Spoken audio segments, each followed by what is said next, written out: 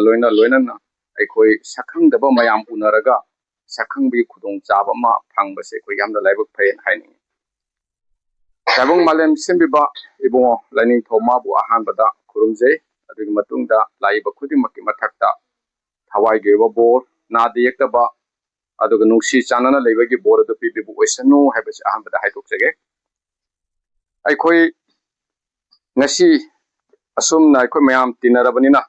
aina isorgi wahida mayam gi mafamda tahaningba amakaktang aina puduna lai mayam punamakna akhoi masi taminasi akhoi si mi ama haibadu oiraga tabang malemba sida akhoi khongdarakpani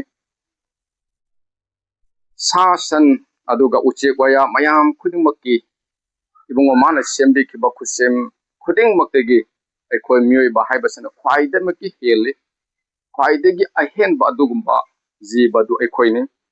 sa singdi siraga makoi matam adum loire adum po akhoi miobegi di siraga loiba adu leiti akhoi gidi siraba matungda amuka thaba achauba ma lei adu akhoi gi tambi bane akhoi si hayeng tungda siraba matungda oirakadaba thabaki awaba mayam lei nungai basu lei adu akhoi awaba romda chattaduna nungai boromgi maigeromda chatna nabagi damakta haujik oiriba matam masi aikoge tungi di khwaidige na khudong chaba matam hayeng matam pharaba haibase haujik ase phattaba taraga di hayeng se phaba oiba yade hangchit phanana bege damakta haujik oibase atum mathau tai aduna aikoi present time se ase ko yamna mathau tai aduna aina mayamda isorgi wahiromda chanana bege damakta aikogi aina nganggadabase kari moongdono haibado ai ahanbada haige fruit of your life ko nakoigi punsigi mahi nakoigi punsigi mahi aigi su mahi punsi se mahi jale haino panba sumaina nataga karigumba pambi amadegi mapan salaga panba adumaina miibigi su mahi janba leye adu oinana bigi damaktane ngasi aina haigidorese fruit of your life nangi punsigi mahi haibadun nangi punsigi mahi haibadun ada mayam punama madugi wahido hana puninda hana thamsi fruit of your life nangi punsigi mahi haibase mase puninda hana wakalda thamsi aduga mayam punamakna mobile yawba leiba taragasu mobile dum silent da thamsi pangkui koiroi minute 15 muk kari mukta ngangnaraga adum loisangedabani aduna makoi si Christian ni makoi si atopani hana dom da pubigin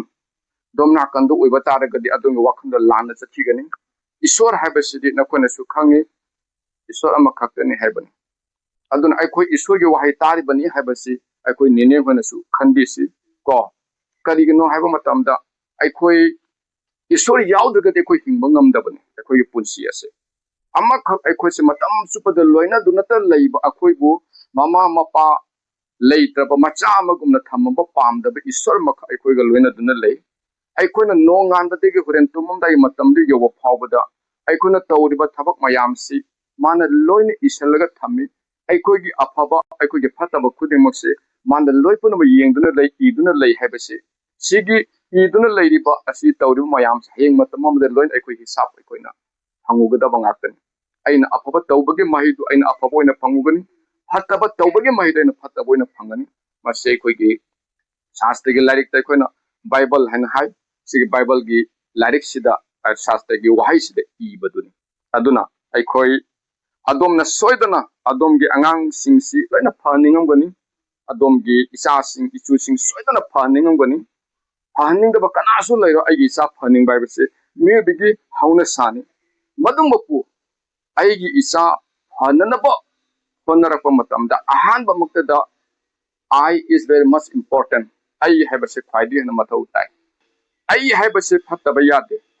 Nakogi imung the I mayam supuna laminaraba. I imung the I have a mayam supuna laminaraba. Adueta de that family will be good all the time. Matam supada family to Panalegani. I nupanasu, I nataurise, Pataba Tawayade, Yapata with the bunny. ꯑꯩꯒꯤ ꯏꯆꯥ ꯑꯩꯒꯤ ꯅꯨꯄꯤ ꯐꯖꯅ ꯂꯣꯏꯅꯒꯗꯕꯅꯤ ꯍꯥꯏꯕ ꯃꯥꯒꯤ ꯍꯁꯕꯦꯟꯗꯨꯅ ꯃꯥꯒꯤ ꯃꯧ ꯃꯄꯨ ꯑꯗꯨꯃꯥꯏꯅ ꯈꯟꯕ ꯑꯩꯒꯤ ꯅꯨꯄꯤꯅꯁꯨ ꯑꯩꯒꯤ ꯏꯅꯦꯃꯤꯀꯨ ꯂꯣꯏꯅꯒꯗꯕꯅꯤ ꯑꯩꯁꯤ ꯑꯗꯨꯛꯀꯤ ꯃꯇꯤꯛ ꯃꯔꯨ ꯑꯣꯏꯕꯅꯤ ꯌꯨꯝꯁꯤꯗ ꯍꯥꯏꯅ ꯈꯟꯕ ꯉꯝꯕ ꯃꯥꯒꯤ ꯃꯆꯥꯅꯁꯨ ꯑꯩ ꯍꯥꯏꯕꯁꯤ ꯃꯊꯧ ꯇꯥꯏ ꯑꯩ ꯌꯥꯎꯗꯅ ꯏꯃꯨꯡ ꯑꯣꯏꯕ ꯌꯥꯗꯦ ꯑꯩꯁꯤ ꯏꯃꯨꯡꯁꯤ ꯌꯥꯝꯅ ꯃꯔꯨ ꯑꯣꯏꯕ ꯂꯟ ꯑꯃꯅꯤ ꯍꯥꯏꯅ ꯈꯟꯕ ꯑꯩ ꯍꯥꯏꯕꯁꯤ ꯈꯟꯕ ꯃꯊꯧ ꯇꯥꯏ ꯑꯉꯥꯡ ꯐꯅꯅꯕꯒꯤꯗꯃꯛꯇꯗꯤ ꯑꯩꯁꯤ ꯍꯥꯟꯅ ꯐꯕ ꯃꯊꯧ ꯇꯥꯏ ꯁꯤꯃ ꯑꯅꯤꯁꯨꯕ ꯄꯣꯏꯟꯠꯇ ꯊꯝꯁꯤ ꯋꯥꯈꯜꯗ ꯊꯝꯁꯤ ꯉꯁꯥꯏ ꯀꯔꯤꯅꯣ ꯍꯥꯏꯈꯤꯕꯗꯣ fruit of your spirit haibani nange thawai gi mahai haibani kamaina lakadab na dugi matang duni bible da sumaina shastra da ikoi iduna lei bible se sumaina ani thokna leibani ahan dagi sena ariba warep na bahaiba mathangi duna anobo walep na ba isu krista se laktinge gi mamangi do aribani lakaba matungda anobani anoba haiba warep na badugi laidikta ahobu gi matthew hana iduna lei taret ki tara taret en tramapan da mayam taminasi फजना ईश्वरी वाही से तासे नहाक्तन अदोंगे थमोय the थोंग खतन हांगदोक्सी मदुने ईश्वरी वाही के मरु हुंबो ओइसनु मत्तौ असुमना अफब उपांबी खुदिंगना अफब मही Yale अदुब फत्तब उपांबिना फत्तब मही Yale अफब उपांबिना फत्तब मही यानब ngamde नत्रगा फत्तब उपांबिना अफब मही यानब ngamde शास्त्र के वाही तारिब खुइ खुदिंगदा सोना बोपी बि बोइसनो आमेन अखोइनो हुजिकता पाखिबदु ऐसे फब मथौ ताइ हाइख्रबनी अदुगा मखा तारकना पाबा मतंदे कैनो अफब उपांबिना अफब मही जाले फत्तब उपांबिना फत्तब मही जाले अफब उपांबिना फत्तब मही जानदे फत्तब उपांबिना अफब मही जानबा ngamde हाइबने सिदा ngahale कोना पनगिसे करिनो हाइबा मतंदा मही दुनी अफब मही फत्तब मही ने कोना मया पनगिबनी मया बुजिकी दुगा सोयतना खंगंबनी अफब पांबिदा अफब मही जाले कनागुंबा अदोमगी इचा इसु सिंगामना लमहेनबा यावरगदि लैकाई मीना मसी मपानी ने मपा लविने लमचसिम मपा हेक माली इमुचिना तविसो कैना कै पोकपने तोपना तोप पोकपने सेबतब मारेन पांबे याब्रो हाइनरंगनी सोयदना करिनो हाइबा मतमदा अखोय मियबा हाइबसिगी angang ama semakpada angang duga yauriba I du maparomdigi tarakpa khara yaurei I matumdigi chaunaba yokpire ne khoi ima ipa ahalaman singna si matam chubra haina ba waini pikraba I marik amadigi ekhoi si mi boina horokpani alum haina madug I marik to mapadigi mapudigi semana mathang thang tharpa mayam yauraga lakpani adun ekhoina mahi hebase haba mathau tarakpa matamda mapadugi mahi du yenga iyaba मथंग सहीद अखोना करिगुंबा हंगाम चराबु ओरबसु खुदम ओइना खामेन चराबु ओरबसु मरुदो लीदुना थमगे मथंग सही थमगे हाय तारगदि अफब मफम the होबा पांबीगी फजबा अदुगे मरुदो लौरगा मथंग सहीगे लीदुना थमनरिबनि मदुना ताकपदो करिनो अखोय हायबसिगी मखा तारकपा मतमदा लाकतब महिदु फबो ओरकनबगी दमकता आई हायबस मथौ ताय हायबदुनि मही हायबस अखोना मरी मंगार अखोना पनखिबनी अफब उपांबेना अफब मही फत्तब उपांबेना फत्तब मही को मही मैम पनखिबनी मदुगे मही से मदुगे फ्रूट तो अदो अखोना अनी खते येंबा याय अमना कमाइना नो हाइबा मतमदा इसागी ओइबा फ्रूट पर्सनल फ्रूट को मयामना फजना तासिको पर्सनल फ्रूट इसादगी ओइबा अफब थोप मही अमा अमना करिनो हाइबा मतमदा जेनरेशनल फ्रूट हाइबा अमा जेनरेशनल फ्रूट हाइबा कैनो अैगी इखा तारकपदा लाकदबदुगी महिदो ngasai maru liduna thamkibado mathang chehigini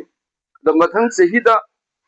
hangada marudo mamang chehida lermadugi magi chada naudan madugi generational fruit oidori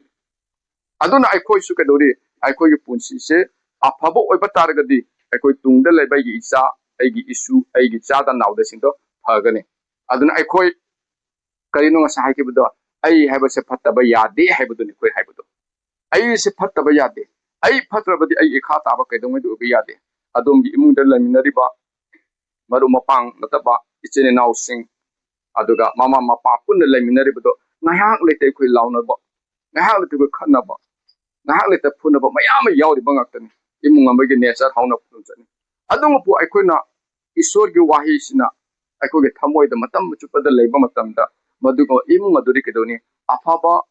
mapan sabagi hendoktana mahi janba imung ama lakpa matamda imung adu kaidawni tapthaba ingthaba harauba nungaiba na thanba lakani aduna aikoi punsi se mahi jale na ngasa haibudani mapan sarga loite mahi jale chumdo nine hoi chumamoni da soida natra mahi janba punsi ma kai koi mathau tae aduna aikoi mahi do karino isagi ba ahan mahi ma lejare personal trait amana kaino aigi jenas aigi chada nawda dugini ai sena phaba oiba taragadi aigi cha isu sing phagani ngasa haiki badumaina ko aduna aikoina aikoisi amuk isa dum yingsi aikoise kayam phage aikoisina aigi cha isu singda pirambada matik chaba oibra tunggi phananabagi damakta isa phaba mathau ta harabani tunggi phananabagi damakta di adom si tunggi phananabagi lambi semda matik chaba mi ama oirabra habatu kuni yengdoine akoi oideba kaidong oida oideba ngahaleta phune ngahaleta ngangnei saunei amaga tapthaba ingthaba leinadi imungsida khanaba chainaba tanna adum leirabani thakchalakani chasalakani amaga taunariba mayamse ko si parengsida sudongai si khogi samaj ki chanabini hek pokpati tum ju thakpa se haura abani aigi cha poi haita di ju pokpa numito ga dum juna dum laming lawgradrabani baduga gidi horen amuka mo keno tawrakani lubonge ju angang poe ju sire ju ju da dum tawna ko khunda ta mi si ba ju chahim da mi si se mi mari manga siri bani sahi tara da ju thaga mi si aduki matik jam ka bani adu gum ju thaga siri baduki macha da kamai urakani mak masa ki personal fruit su mapung phan mapan sabang ngamde mahi jamba ngamde ma ki macha sing de generation fruit lakpa matam da kamai torga ma mahi jalama pirang mani aduna adom se tang khan yengsi phami ba mayam sing se mama obusi yarong mani mapa obusi yarong mani na khoi na piram godaba nang na cha sing se nang khan yengbra nang ai se matik charbra ai isa gi damak ta aina wangang matam ai se matik charabra aina isa gi phananaba tawbagi lambi semabda am I perfect ai se perfect oirabra yarabra habisi ko khan mathau tai matam madu khandaba yade khoi madu khanbam thopani karigi aina ngasai su hai khre taibong male masida jiba kaya tang lei khaba mayam si ge marakta ibungo mana sembire ko si ai ko mi bosen khwaidagi hele habdi khwaidagi hele habdi karigino ai ko de khanba ngami horen kari chani ai ge phajaba ai ge athib aina khangba ngami sa kai de du khangba ngam ko nate ai ge ima ipa ai ko na khangba ngami ai bu sembire ko du khongul libai ko na khangba ngami